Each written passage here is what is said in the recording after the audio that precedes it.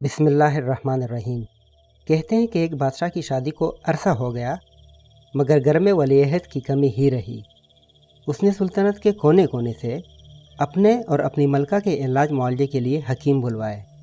مقدر میں لکھا تھا اور اللہ نے ملکہ کی گود ہری کر دی۔ بیٹا پیدا ہوا تو بادشاہ کو یہ دیکھ کر چپ ہی لگ گئی کہ اس کے بیٹے میں ایک پیدائشی معذوری تھی۔ وہ ایک کان کے ساتھ پیدا ہوا تھا۔ بادشاہ نے اپنے سارے وزیر بلوا بھیجے اور ان سے مشورہ کیا کہ اتنی بڑی سلطنت کی باغ دوڑ سنبھالنے کے لیے پیدا ہونے والا یہ ولی عہد جب اپنے آپ کو یوں معذور پائے گا تو احساس محرومی کا شکار ہو جائے گا۔ کس طرح اس کی اس حامی پر قابو پایا جائے؟ وزیروں نے مشورہ دیا، بادشاہ سلامت یہ تو کوئی بات ہی نہیں، اعلان کرا دیجئے کہ آج سے جو بھی بچہ پیدا ہو اس کا ایک کان کاٹ لیا جائے۔ شہزادے کے سارے ہمجولی اور اس کے سامنے پلنے والی ساری نسل جب ایک کان والی ہوگی تو شہزادے کے دل میں کسی قسم کی محرومی کا احساس ہی پیدا نہیں ہوگا۔ حکم نافذ کر کے عمل درآمد شروع کرا دیا گیا۔ اگلے 10 سالوں میں مملکت میں ایک کان والی نسل دیکھنے کو ملی اور لوگ اس عادت اور تقلید میں رچ بس گئے۔ ایک بار کہیں سے گھومتا پھرتا بھولا بھٹکا ایک نوجوان اس مملکت میں آن ٹپکا۔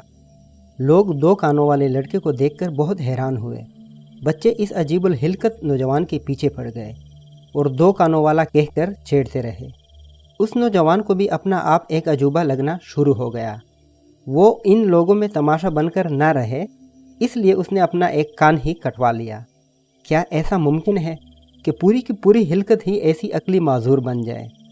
جی ہاں، انسانی تاریخ میں ایسا ہزاروں بار ہو چکا ہے۔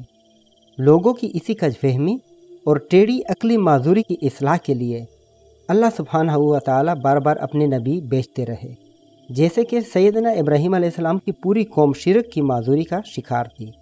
ایک اکیلا ابراہیم علیہ السلام ان کو بہت ہی عجیب دکھائی دیتا تھا۔ سیدنا لوط علیہ السلام کی پوری قوم فطرت کی مخالف سمت میں چلنے والی تھی۔ ایک اکیلا لوط علیہ السلام ان میں عجیب دکھائی دیتا تھا۔ سیدنا شعیب علیہ السلام کی پوری قوم سود اور چور بازاری میں ایسی مبتلا تھی کہ ان میں اکیلا شعیب علیہ السلام بہت ہی انوکھا نظر آتا تھا۔ دیکھیے، فقہ میں ایک بنیادی اصول یہ ہوتا ہے کہ سب لوگوں کا کسی ایک بات پر متفق ہو جانا اسے حلال نہیں بنا دیتا۔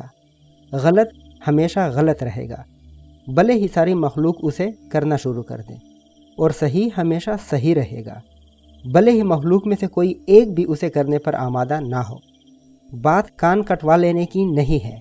اگر تجھے یقین ہے کہ تو ٹھیک ہے تو پھر لوگوں کو راضی کرنے کے لیے اپنے سچ سے نہ پھر۔ اگر وہ اپنے غلط پر شرمندہ نہیں ہے تو کاہے کو اپنے ٹھیک ہونے پر شرماتا ہے؟